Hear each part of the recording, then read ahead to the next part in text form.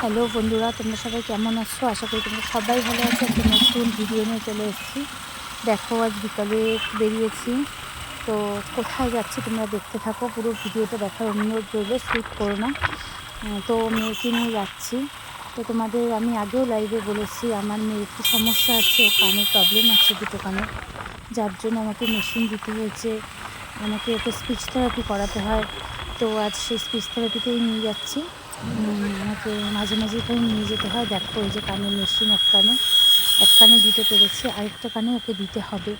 তো একবারে তো সম্ভব না দুটো দেওয়া, তো একটা দিয়েছি। আস্তে আস্তে আরেকটাও দিতে হবে, টাকা গুছিয়ে নিয়ে চেষ্টা করছি দেওয়া।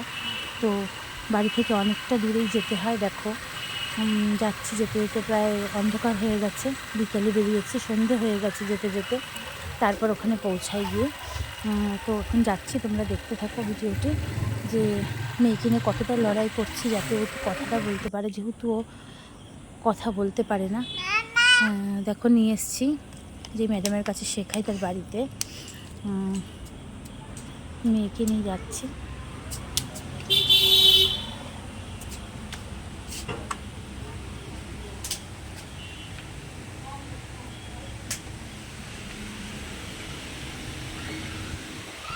তো ম্যাডামের অন্য ক্লাস চলছে, আর একটি বাচ্চাকেও সে ক্লাস করাচ্ছে, আমরা বাইরে ওয়েট করছি। তো এই যে মেয়ের ক্লাস শুরু হয়ে গেছে, জীবের ব্যায়াম চলছে।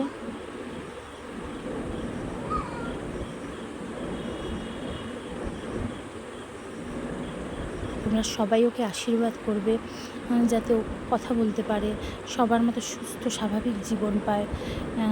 আর সবাই তো জানোই যে একটা সন্তান যদি সুস্থ না হয়, তার মায়ের কতটা কষ্ট হয় মনে, কতটা সে চিন্তায় থাকে। আর আমার এত অর্থও নেই এভাবে ওর চিকিৎসাটা চালিয়ে যাব, কিন্তু তবুও সমস্ত কিছুর মধ্যে দিয়ে আমি চেষ্টা করছি যাতে ওর চিকিৎসাটা চালিয়ে যেতে পারি। তাই তোমরা সকলে আমার পাশে থেকো, আমাকে সাপোর্ট করো যাতে আমি এগিয়ে যেতে পারি এবং আমার মেয়েটাকে আমি চিকিৎসাটা করতে পারি। আর তোমরা সবাই ওকে আশীর্বাদ করো যে ছোট্ট বাচ্চা মেয়েটি যেন সবার মতো একটি সুস্থ স্বাভাবিক জীবন পায়, আর আমি যেন মানসিকভাবে একটু শান্তিতে থাকতে পারি। কারণ ওকে নিয়ে আমি সবসময় ভীষণ চিন্তায় থাকি যে ওর 5 বছর বয়স হয়ে গেল, কিন্তু ও কোনো কথাই বলে না ওর কানের সমস্যার জন্য। তো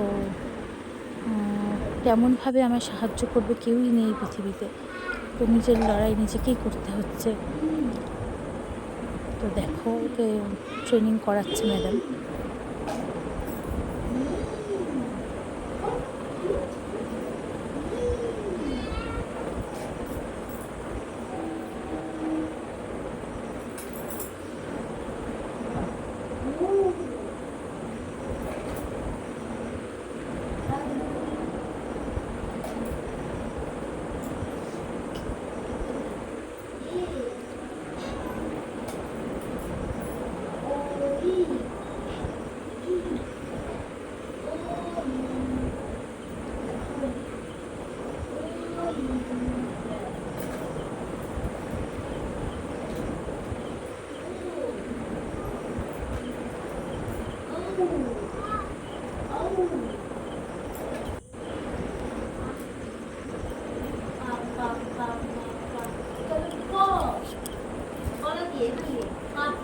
দেখো তোমরা।